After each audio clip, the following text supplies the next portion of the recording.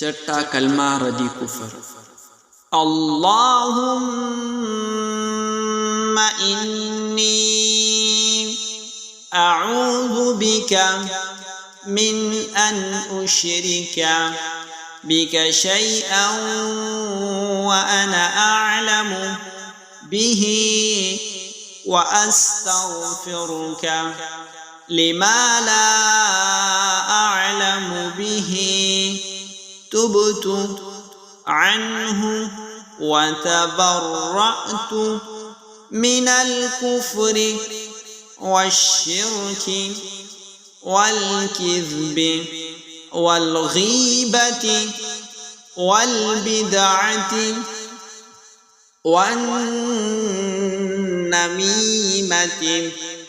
والفواحش والبهتان